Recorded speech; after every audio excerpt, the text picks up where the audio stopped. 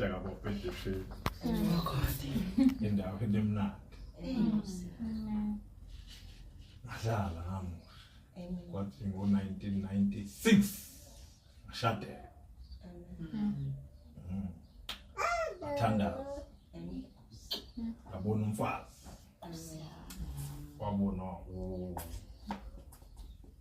Wabona Isaka. Wabona umfazi khona kaBhibheli. Abhibhela ngasemboto. Ngambona kahle futhi. Asasafaka ngambona kahle ngambona ngangisebenza eJohannesburg. Ngathi mase ngimbonile ngeza la kumfundisi. Afika ngabiye ngathi sengibonile intombi. Enekhala ecijile njengami.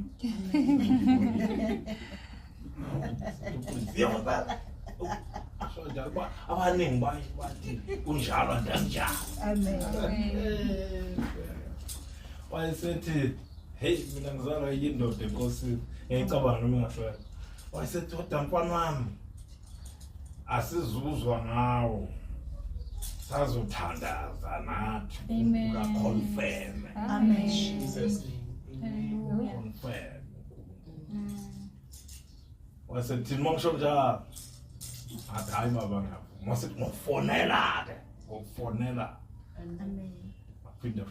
Aphinda legula hlala 3 months.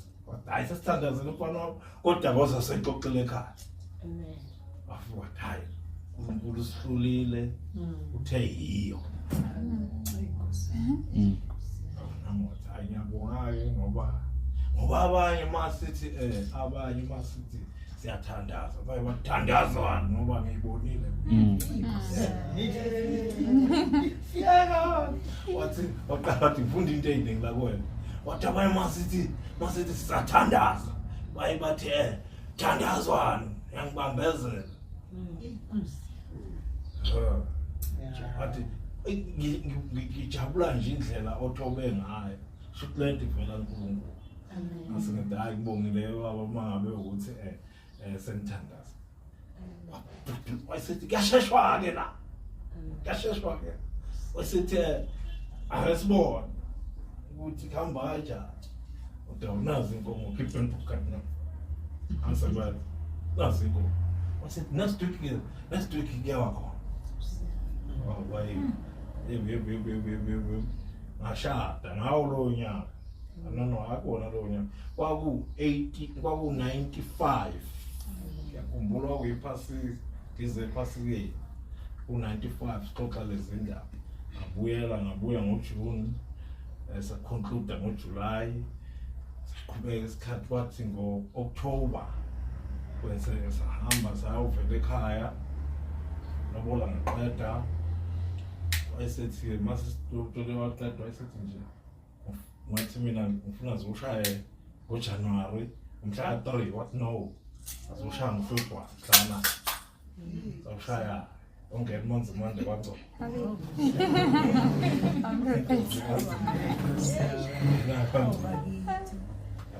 iPhone izakwaza kangcono yafaka zingayifuni zingayifuni intombi zendawo. Amen. Zingayifuni.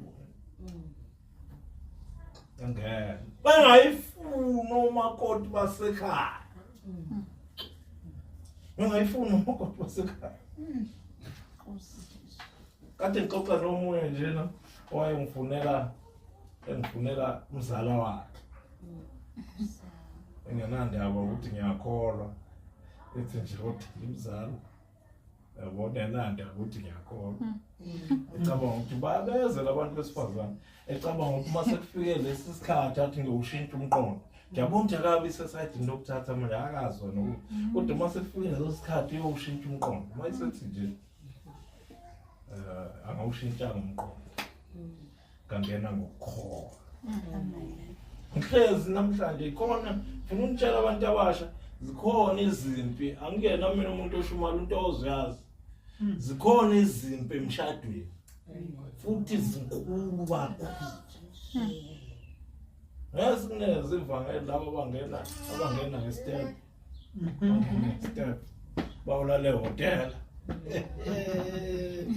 Ngene step. Bafuna bayodla ku buffet.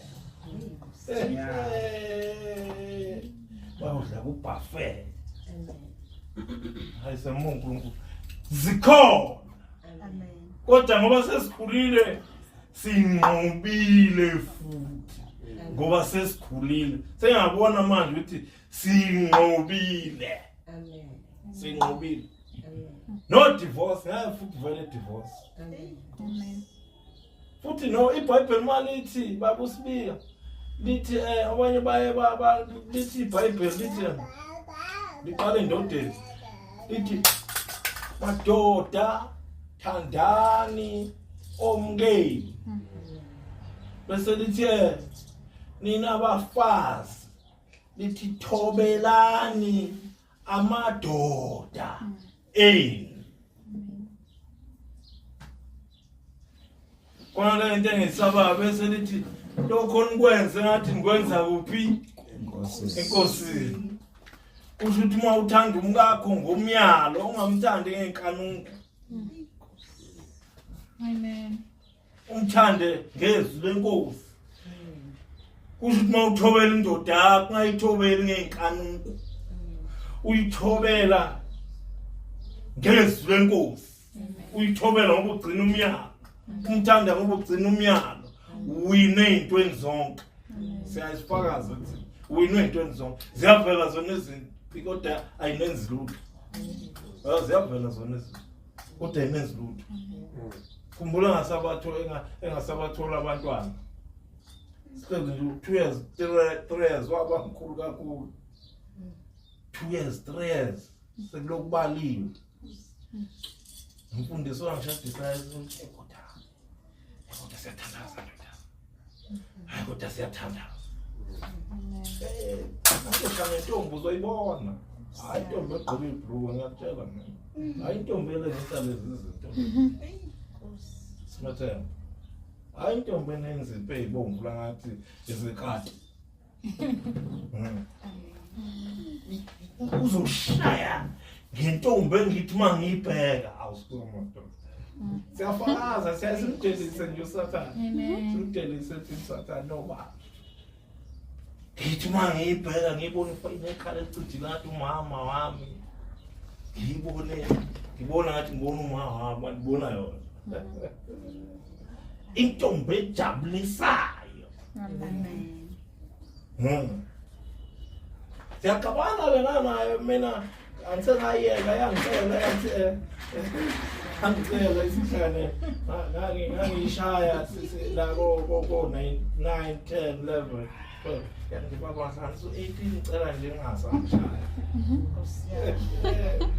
masansu 18 baba ngicela nje baba ngoba phela ngoba ngisengami singiyakwazi ukufundisana masangishaya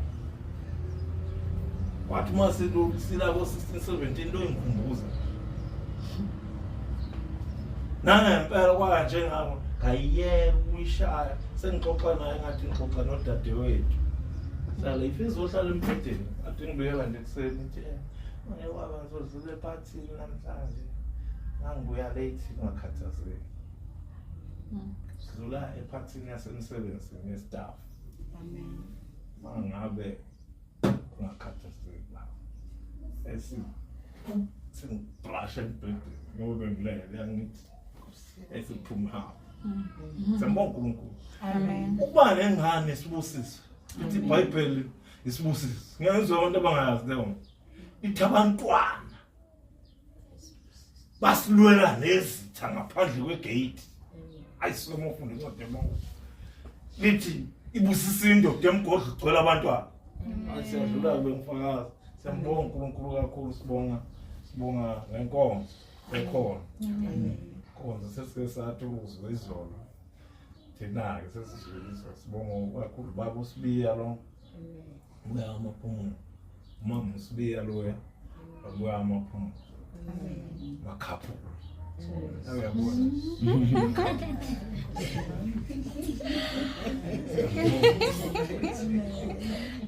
Khona bakholwa sesizwile thina sesizwile ukuthi bakholwa ngabe sesizwile futhi ukuthi bakholwa lokukholwa lokumncintiswana Amen. kumncintiswana bezwile uma befakaza izo bakholwa lokukholwa lokhu kumncintiswana Amen. bona bancintisana bona bobabili Amen. bezwile bona bancintisana bona bobabili Amen. siyambonga uNkulunkulu kufanele kube njalo emankomo singezwe indoda kuphela ivuthi indoda sithi masiza ngapha singazi noma watholakala sizwe kunesizwe sizwe ngapha ngoba lethi iBhayibheli lithi so sazoqhubeka nokufunda nalabo esiyasifunde nana lithi iBhayibheli uNkulunkulu wenza indoda lithi duze maduze wayisenze wesifazana Amen. Bethe ngokomthetho indoda nowesifazane bayalingana uNkulunkulu. Ayi masifunda iBhayibheli.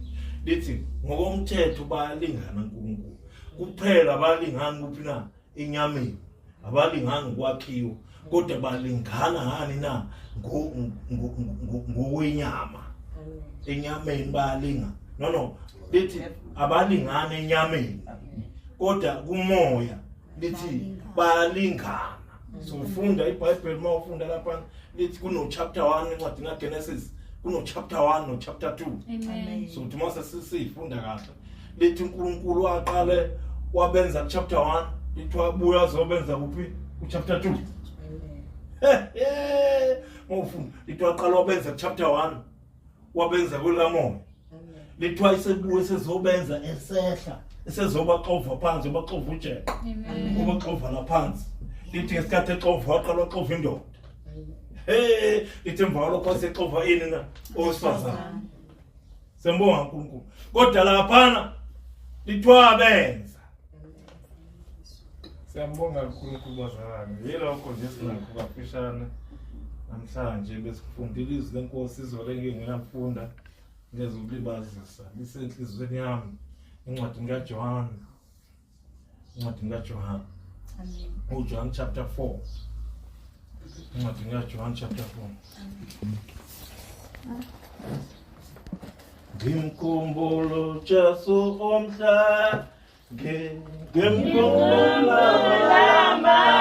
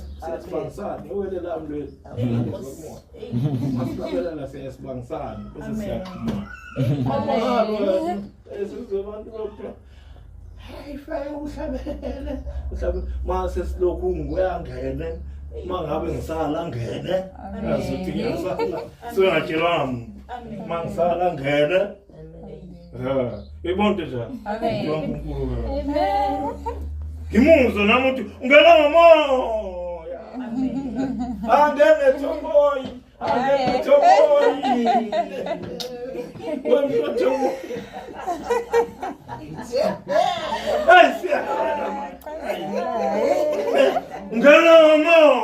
Amen. Funde lapha na.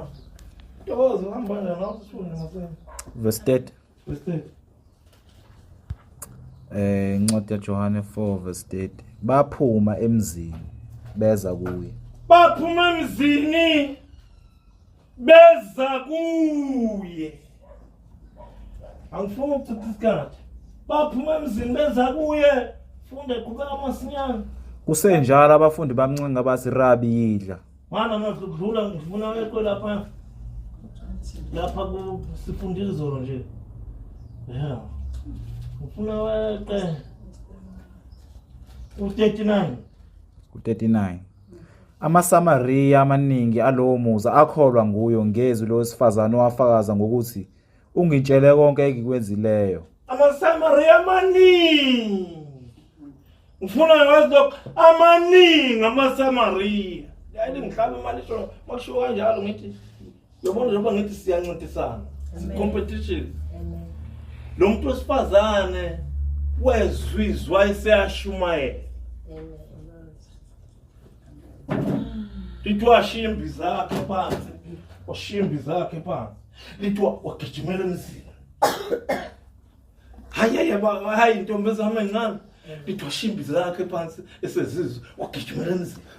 Litwa athi manje waseyindlala imessage. Wathi wozani nizobona. Wathi wozani ngizobona nje umuntu hayi ngelosi. Umuntu ongitshele konke. Hlala wena usho konke. Khona umuntu ozofika kusho konke. Ungitshele namanyondololo bengiwafihlile ngakhohlwa ukuthi waze kanjani. Mase ngimbheka ngambona ukuthi hayibo lo muntu yena lo esimlindele. Hayi noma ulindele. Ngambona ukuthi lo muntu yena lo esimlindele okuthi uzofika. Engabe usefikile ngempela. Litwathi wozani nizobona. Ake nizongibonisa nje bantu bakithi. Nizobona. Lithi mase befika. Funda 39. AmaSamariya amaningi alowo muza akholwa nguyo ngezwi lowesifazane owafakaza ngokuthi ungitshele konke engikwenzileyo. Abantu abafuna ukutshela konke. Athi sixoxa nenzami la sizolo. Ngoba siyaxoxa nomzalwane yakhuleka xoxa. Ngibona abayimungu nokuzalwane kwesimungu. Mungu. Mungu somzalwane. Uzonokumoya ungaxoxa. Momzalwane uyaxoxa. Amen. Xoxa. Siyahlala noma musithola. Hayi ukuhleba. Siyahlala noma musithola mangifikile. Ngihamba nami sengivutha ngishiya naye ivutha. Sixoxe nodadewethu sekhulile nje. Dadewethu kade muzi sekhulile manje. Uthi uhlele duze kweziko. Uhlele duze kweziko. Hayibo. Abantu Ungitshele konke engikwenzileyo. tshela konke ngikuze. Ya. Athe ukuba eze kuye amaSamariya amncenga ukuba ahlale nawo. Ya. Wahlala khona izinsuku ezimbili. Ya. Bakholwa abaningi kakhulu futhi ngenxa yezwi lakhe. Ya. Wozana. Base bethi kowesifazane asisakholwa ngokulanda kwakho nje ngokuba sesizwile ngokwethu siyazi ukuthi sesizizwele ngokwethu siyazi ukuthi lo ngempela ungumsindisi wezwe. Uyabona nje uze lapha vula indlebe mawuze. Uzela ubala. Vula indlebe mawuze. IBhayibheli incwadi isambulo onendlebe unesikweletu. So ikhulumisa la onendlebe unesikweletu. Ngoba uma unendlebe kufanele ulalele bese uyezwa. Ungagcina ukulalela phela. Yeah. Mawulalela uhambulalela yonke imisindo le mawuvula indlebe nje ulalela nje. Lalela bese uyezwa. Unendlebe makezwe. Lokhu umoya kushoyo emabandleni. Vula indlebe. Lithi bezwa amaSamariya. Lithi ayisethwa kulo wesifazane ngiyangithi ngithi sashumela esitimeleni. Samba nezinye into sasamba la. But my madoda amaNazaretha athi awu nishumaya nabantu besifazane. Shumaya nabantu besifazane. Zime intombi lapha zime intombi engihamba nazo zibambe bese lo zingqalaza ayi kodwa zasamba lezi zibambe bese lo zingqala Ngikhumbule ulokhungana ngikhumbule lentokazi eyayibambayo baye bathi abanye mase sifundizwe kahle bathi umuntu wesifazane uyahola umuntu wesifazane umfundisi hayi mase sahamba endleleni wathi uyahola umuntu wesifazane abe umfundisi wayibamba uDibora wathi silida phambili akufuna udumule kwabesifazane hayi wena siyeba ukhona uyindoda uma ngabe lida mina udumo luzowela kwabesifazane bese amadoda abe intengelutho sengibonga uNkulunkulu lithi bafika amaqede base beyaqonda bafika amaqede beswa ukuzwa lokho kwabaphilisi bahamba sebephilile bahamba sebeluleka hayi siyambonga uNkulunkulu wozani nizobo baba siyabonga izilakhe egameni laJesu Kristu sesithatha udumokazi umuntu ngamandla nonkosi ngiyakho siyethemba baba ukuthi usiletha la uNkulunkulu khona izinto siphathele zona njengabantwana bakho uNkulunkulu khothuluza-ke uNkulunkulu khothuluza baba uveze konke uNkulunkulu hawu Nkosi siyazi ukuthi uyangqongqoza qala avele ufohle njengesela baba wethu ufuna umayivula inhliziyo ithi izilakho yaphaka futhi uphake uNkulunkulu kakhulu not kancane siyabonga baba siyabonga sithembe wena kule ndawo umlazi ubheke wena abantu bathembe wena uNkulunkulu wethu omuhle siyazi bezwe abantu noma sihamba phakathi wabo ukuthi abantu badinga uNkulunkulu abadinga umuntu siyabonga Nkosi egameni laJesu Kristu sethu amen and amen ngizothetela baba usibuya umuntu ozokhonta kuye hayi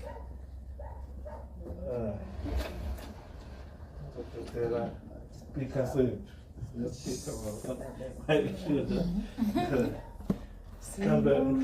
Kambe sithethe noma usibuye ngoba siyaqala ukufika Jesu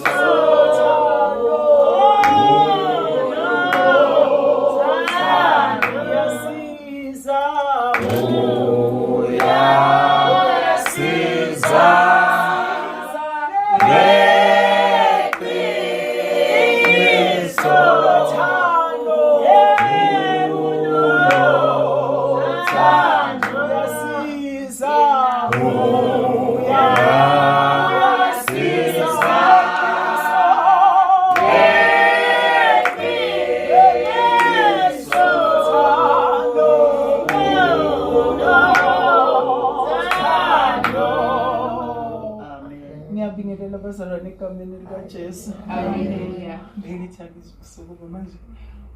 Ngizobanga ukuthi mama sibuya senze ukudla Nkosi. Mina bani akabonga uJesu. Ngiyabingelela ke bazalwane egameni lika Kristu Jesu Nkosi.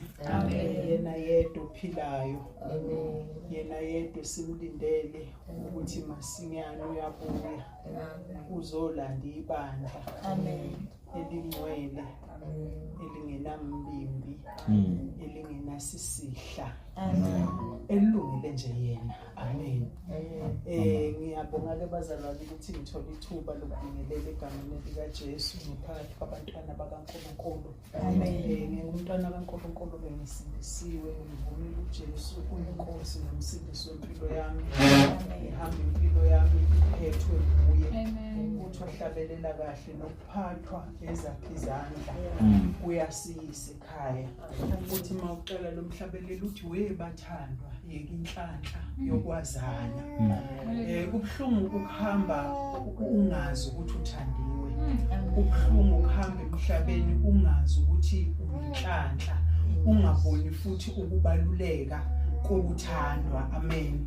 Uthi lo mhlabeleli webathandwa yeke inhlanhla yokwazana nomhlobo. Because kukhona abantu abathi betholile ithuba lokuthandwa bangasebenzisa kahle. Emhlabeni kuneshwa abantu baneshwa lokuhamba bengazazi ukuthi bangobani. Abonga uJesu. So uma ngabe usungumntwana kaNkulunkulu ekufundisweni uhamba ngenxa yokufundiswa izwi kaNkulunkulu, uhamba ufinyelelela uyiqonda khona ukuthi ungubani embusweni kaNkulunkulu. Because abantu bahamba bakholwa isinomi kanjani ngenxa ukuthi abayazi identity yokuthi bangobani embusweni kaNkulunkulu. Ekubende siqonda ukuthi singobani embusweni kaNkulunkulu ngabe asenzi lokho esikwenzayo. Amen. Isizathu ukungayiqondi ukuthi ungubani. Amen. Uyabona ngizalwa kwaNongoma endaweni ebuswa amakhosi. Kunenkosi yohlanga, inkosi uhlanga lomhlabathi, bese kuba khona inkosi amakhosini amancane, inkosi yaseBhanganoma. Ngangibuka lento ukuthi uma ngabe ingane izazi ukuthi izalwe ebukhosini, ihamba izazi ukuthi izalwe ebukhosini. Ayidlali nomaphi, ayidli nomaphi ngoba izalwe ebukhosini. And kwakwazi ukuthi lento yasebukhosini inochuku ngoba mangabe niwumndeni ningabasebukhosini bonke abantu bafuna ukuba lapha esihlalweni ngenxa ukuthi lapha esihlalweni kunegunya namandla. So ngangibuka ingane yasebukhosini yayingadli noma ini, ingadli noma ubani. Sifunda nazo esikoleni yayingahambi la noma nayiphi ingane because yayiphuma ebukhosini izazi ukuthi ungubani. Ngiqonda ukuthi bazalwane masihlabelela umhlabeleli othi webathandwa yeke inhlanhla yokwazana nomhlobo, kubiza ukuthi uzizwe mawuhlabelela ukuthi uthini. Uthi mawufunda izwi kaNkulunkulu uzwe ukuthi uthini. And kunalento engifundiswe yona ekukholweni ukuthi uma ngabe izwi kaNkulunkulu likhuluma alikhulumi nomakhelwane kodwa likhuluma nami. Amen. Ngilinganisa nalento yasebukhosini because ingane yasebukhosini iyazazi ayenzi isinomi kanjani ngoba iprotector lento yasebukhosini ukuthi mangabe yenza ihlazo akuzi ukubukwa yona kodwa kuzobukwa la ekhuliswa khona ebukhosini. So masingabantwana bakaNkulunkulu lichizwe kaNkulunkulu sizindlalifa. Mawufunda lapha encwadini kaPetru uthi siluhlango olukhethekileyo, siyisizwe esingcwele, ubupriest bobukhosi. Ayibonga inkosi.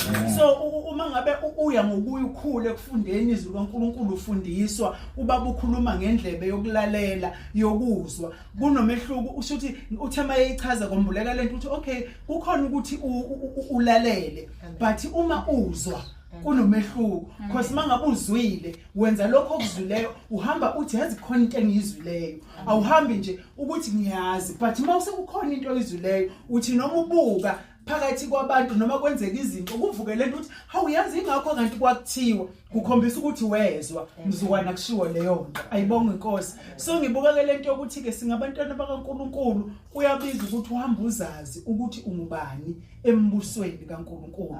Ngiyambonga ke bazalwane uNkulunkulu ukuthi usiphelele ithuba lokuba la singabantwana bakaNkulunkulu, singabombuso, singumbuso kaNkulunkulu. Amen. Ngoba la esihamba khona sihamba sirepresenta umbuso wasezulwini. Amen. La uhamba khona ungumntwana kaNkulunkulu, uyiqonda ukuthi ungubani, uyiqonda ukuthi ungumntwana kaNkulunkulu, wazi ukuthi awungeni la, awukwenzi lokhu, uhlukanisiwe because lithizo kaNkulunkulu sakhethwa, sikhethiwe, sahlukaniselwe uNkulunkulu. Mawuhamba wazi ukuthi wahlukaniselwe uNkulunkulu, awenzi sinoma kanjani, awuphili nomaphi. Ayibonge inkosi. So ngibuka ke lento ke bazalwane ukuthi emseni kaNkulunkulu noma othandweni kaNkulunkulu usenzele umusa ukuthi sibe la phakathi kwenu. Amen. Asikho phakathi kwenu ngoba sazi konke, kodwa usuku nosuku siyazalulela ekumqondeni nasekumazini uNkulunkulu. Uthi uPaul ngiyakhohlwa okungasemuva kodwa ngizalulela kongaphambili. La esibheke khona phambili sifuna ukuyobamba lokho esikubanjelwe inkosi uKristu Jesu, ngoba asikakafike ukubambeni. Ayibonge inkosi. So ke siyambonga kakhulu uNkulunkulu sila ngesizathu sokuthi uspreadele umbuso kaNkulunkulu. Amen. Ngicela ukunibingelela ke bazalwane ngezwi lenkosi. Itholakala encwadini kaMathewu chapter 13. Ijwayelekile iyaziwa. uJesu njalo wayethi mayekhuluma nabafundi bakhe akhulume ngemifanekiso. Amen. Njalo baze bayambuza ngelinye ilanga ukuthi why njalo Jesu ukhulume ngemifanekiso. Uyabaphendula uthi mayekhuluma neziqubu ngomfanekiso ngoba kukhona izinto abangakayiqondi, bathi bona njengabafundi bakhe uJesu wayelindele ukuthi khona lento esingulekile emehlweni abo noma engqondweni yabo uzethi kwenye indawo kanti namanje ngakaqondi. Amen. Ngoba kuyenzeka ukuthi uhambe noJesu kanti awukaqondi, kuze kufinyelele la uqonda khona, kuze kufinyelele la wambulelwa khona. Owenza ukuthi wambulelwa umoya ongcwele. Umoya ongcwele mhlawumbe ngeke umbona eyisimo sejuba njengoba sambona pheka Jesu, kodwa umoya ongcwele uyasebenza nanoma ngubani ovumile ukuthi amsebenzise. Ngoba uNkulunkulu ngeke umbone ehle ngesihlalo sakhe sobukhosi ezulwini eze phambi kwakho noma ethi mina qobo bakhona abanenhlanhla abashoyo ukuthi mina ngifundiswe uNkulunkulu. Kodwa iba khona lento ukuthi khona into eyashodayo ngoba uNkulunkulu udala umuntu ngomfanekiso wakhe ukuthi amfuze, and uNkulunkulu uyakwazi ukusebenza ngomuntu. Amen.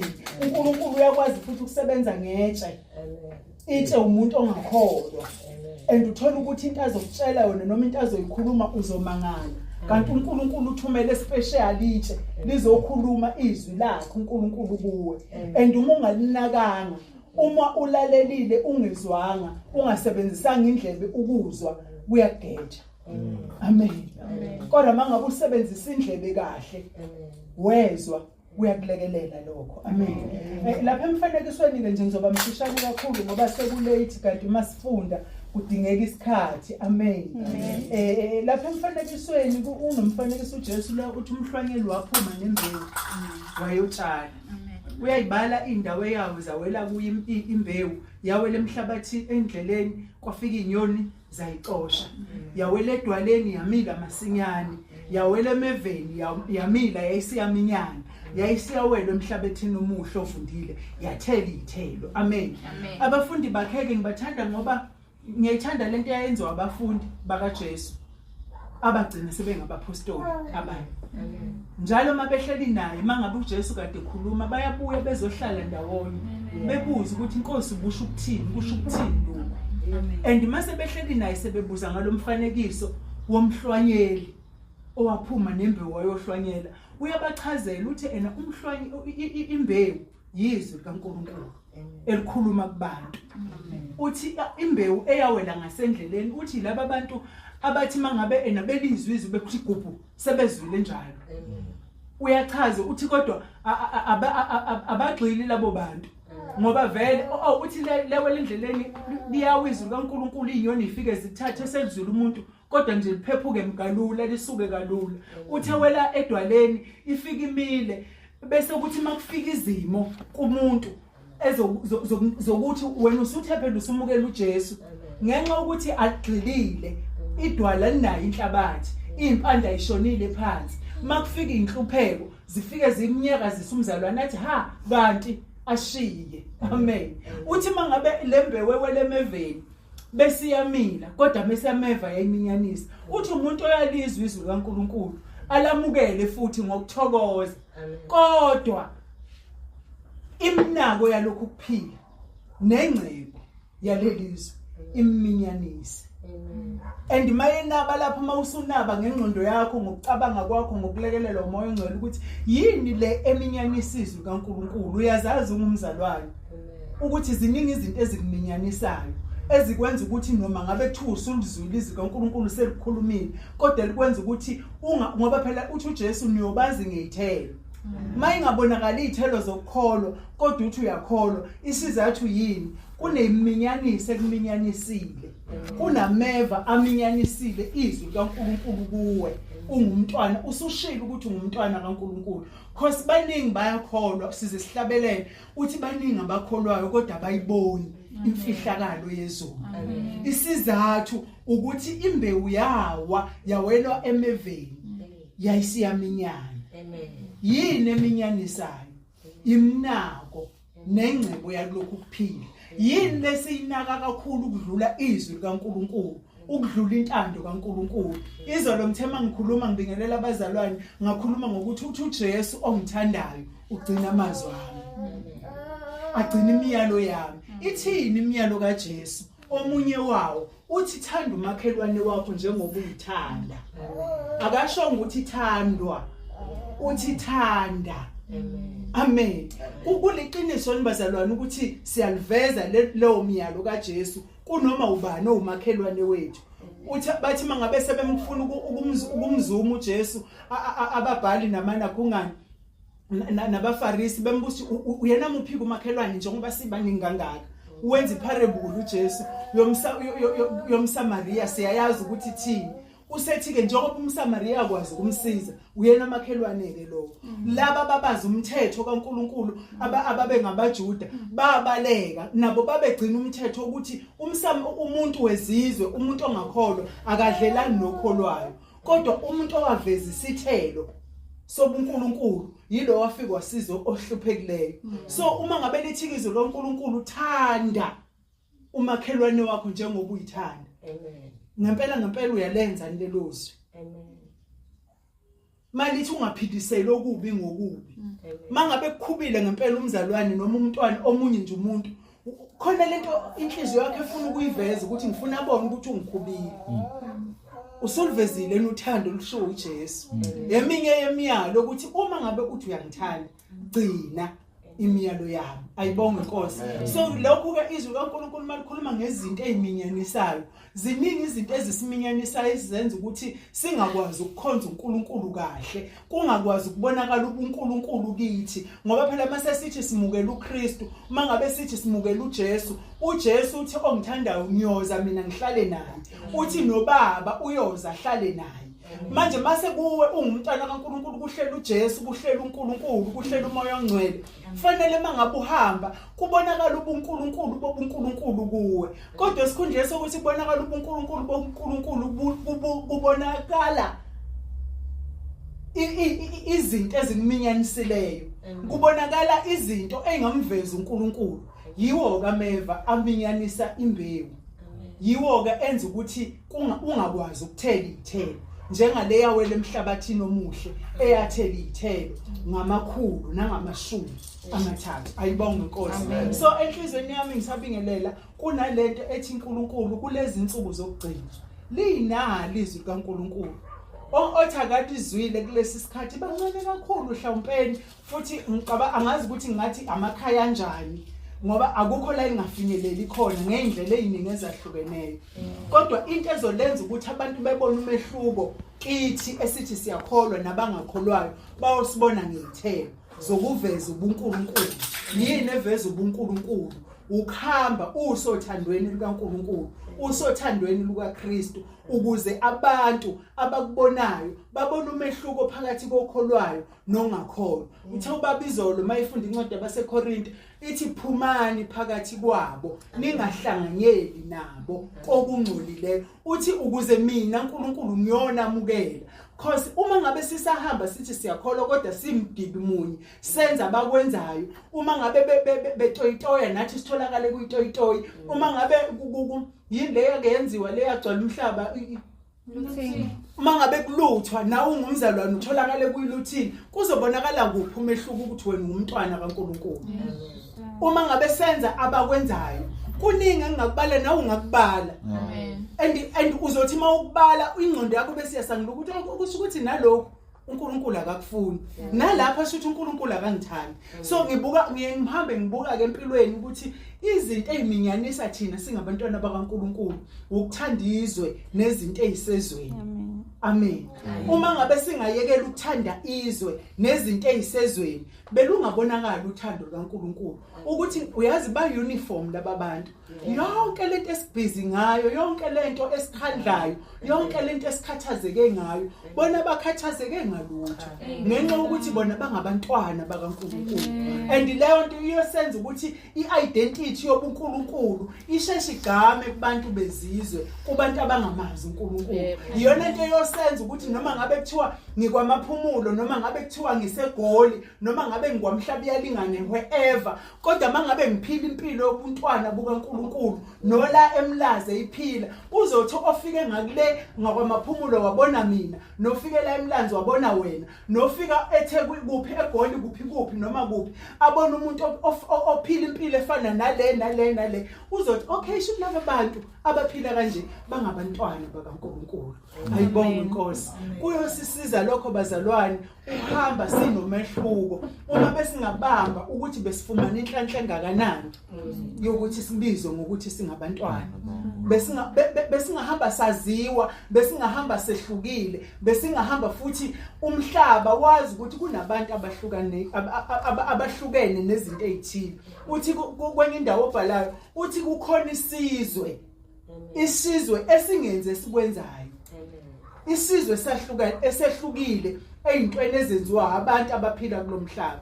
Isizwe sikaNkulunkulu. So ngicela ukubingelela ngalawo mazwi ukuthi siyambonga kakhulu uNkulunkulu usuku nosuku osivula amehlo, usuku nosuku osinikeza ithuba lokuthi masibone ukuthi asenzile kahle bese siyaphenduka. Ngoba uNkulunkulu lithi izwi lakhe uyathokoza ngophendukayo. Ukuphenduka kusho ukuthini bazalwane? Kusho ukuthi uma ngabe ngibheke eminyango kanje uyophuma lapha eminyango bese umama usithole ethi hayibo mama usibiya awukubuya nakho ukuthi nokuthi umzimba wami wonke uzojika ubheke ngangimama usithole ngifocuse kuye ngilalela ukuthi uthini bese ngiyayeka lokho ebengiyokwenza ngiyophuma ngomnyango ngizokwenza lokho umama usithola kushoyo. Ukuphenduka kusho lokho ukuthi uma ngabe unomzalwane othi mayikhuluma lapho wathi kufana nengane, uma ngabe umzali ekhuza ethi hayibo musukuvulela amanzi empompini vala amanzi, mayikhombisa ukuthi izwile ingane iyawuvala umpompi angabe saphuma amanzi. Kodwa mangabe amanzi ezoqhubeka aphuma ithi hayi okay mangizwile, okay mangiyezwa, okay mangizokwenza, kodwa amanzi lokho ephumile empompini kusho ukuthi leyo ngane injani ayizwanga. Okubiza ukuthi uma ngabe uNkulunkulu ekhuluma sikhombisa ukuthi siyezwa, kufanele sikuyeke lokho asikhuza kukho bese siyaphenduka. Ukuphenduka ukuthi uvume ukuthi hayi ngonile ngempela lendlela ingise kufeni, kodwa mase ngizwile ngiyaphenduka ke sengiyofuna le engizongise kuphileni. Kunendlela ke ebengijwayele bekuyile le angiyazi ngiyayiqala, ngizodinga ukufundiswa ukuze ngazi ukuthi kuhanja kanjani ngalendlela. Uthi sengihlala phansi uJesu uthi ena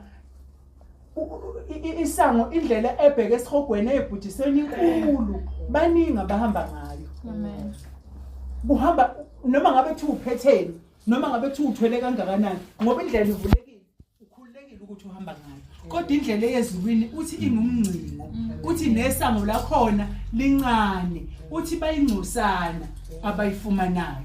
Why singakhethi lokho okushiwo uJesu ngoba uthe yena uyisabu lokungena ezulwini, uthi akekho oza kubaba ngaphandle kwakhe. ayibonge inkosi. So nje bazalwane siyambonga kakhulu uNkulunkulu ukuthi asinikeze ithuba lokuthi sihlangane kanje nani ningabantwana bakaNkulunkulu. Siyamlangazelela uNkulunkulu, siyamshisekela uNkulunkulu. Uma ngabe siphakathi kwenu sikhombisa ukuthi simshisekela kangakanani uNkulunkulu. Asikho perfect singabantu, kodwa siyashikashikeka usuku. Yabona umuntu mangabe ekuyistruggle efuna ukuthi azafinyelele la ukuthiwa khona sekuphelele khona, asikakafinyeleli ekupheleleni, kodwa we are trying usuku nosuku ukumfuna uNkulunkulu, ukumfuza yena, ngoba okubalekile ukuthi abantu abangakholwa bebona ubuNkulunkulu kithi. Uma ngabe bengakaboni ubuNkulunkulu vele bayohlala bethi ayikho ungangitshenje ngalento okuthiwa ukukholwa. Ziningi inkandala abayishoyo, ziningi inkandala abayibalayo, kodwa mzukwana wenza ubuNkulunkulu. Kukhona abayofakaza bethi simbonile uMama uSithole, kukhona ubuNkulunkulu esibona kuye. Ayibonge inkosi. Amen. Egikhaya elihle